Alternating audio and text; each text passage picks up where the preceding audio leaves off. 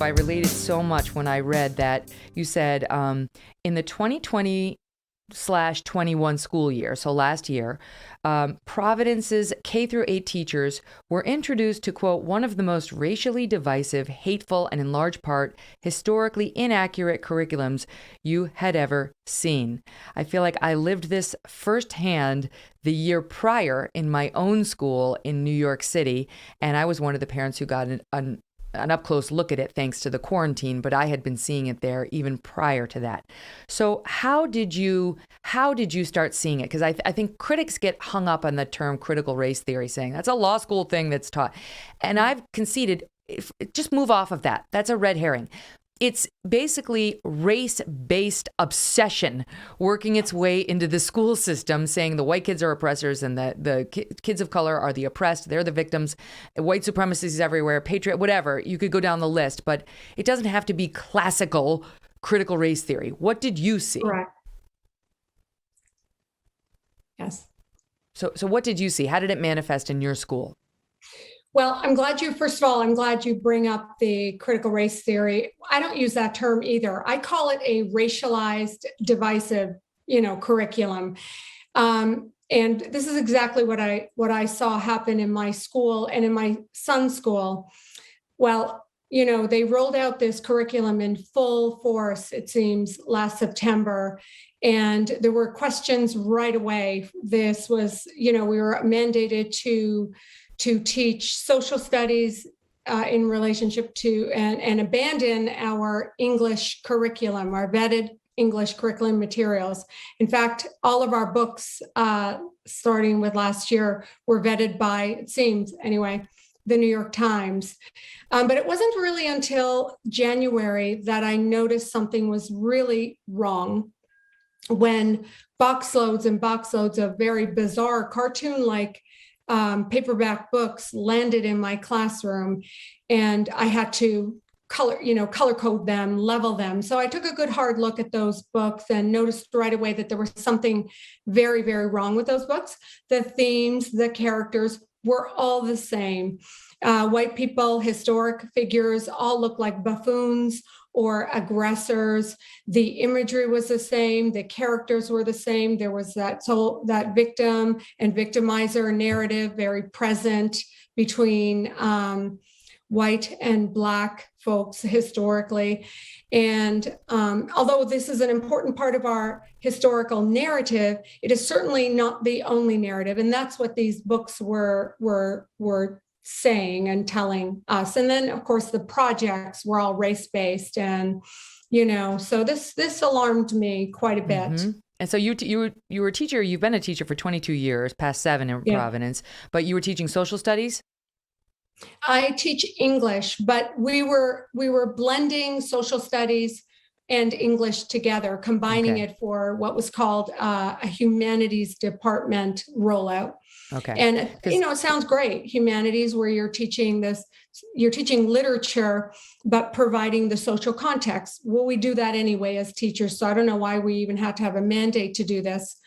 But this is, we were first told to blend our English literature with social studies, to teach with the social studies department, which wasn't in itself shocking. It was the actual projects and books that were shocking for many of us.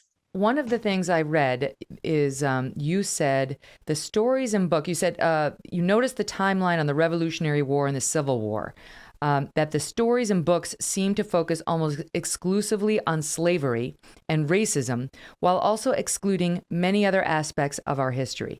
Now, can I tell you this? My son, I've experienced this firsthand. My son, when he was in 4th grade, learned about the Revolutionary War and came home after a week of this saying that he could name 12 slaves who had helped the American side in the Revolutionary War. And we said, that's great. And he could say, like, somebody wound up in Harlem and blah, blah, blah. And that he knew where everybody had gone on and what they'd done and how they'd, okay, great.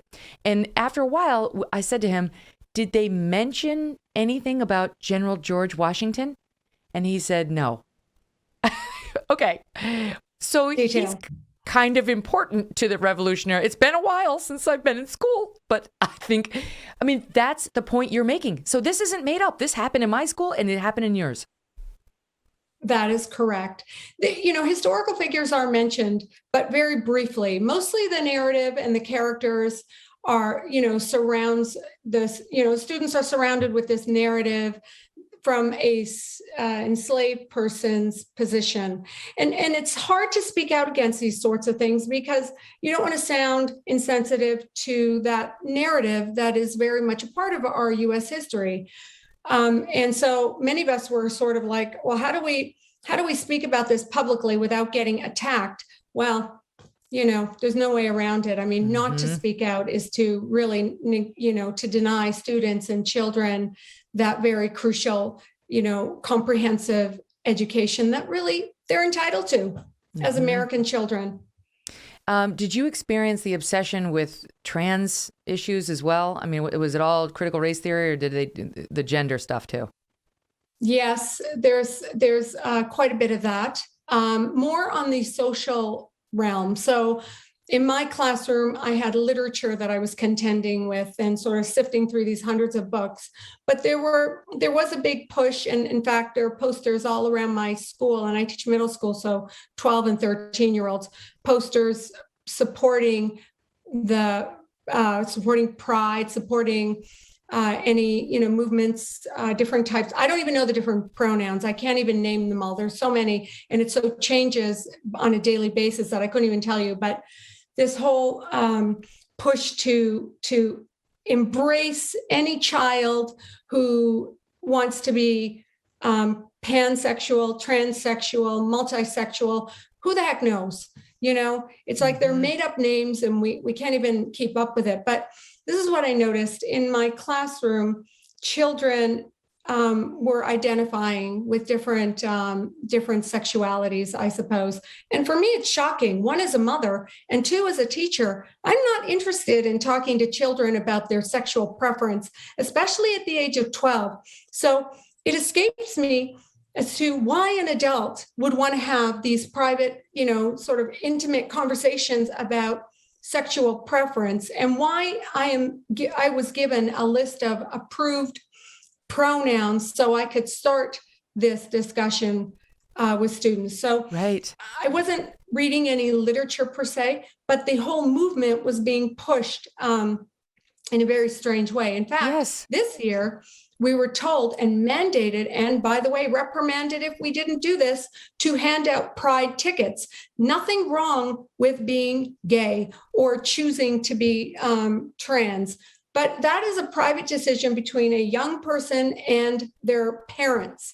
It is not a decision for teachers, veteran teachers or new teachers or guidance counselors or whomever might be in the building circulating, to have with minor children. This is a dangerous, slippery slope, because now you have adults having conversations about sexual preference with a minor child. That's one, disgusting to me as a teacher. And two, how dare a school board assume that they have the right to have these sorts of conversations with children?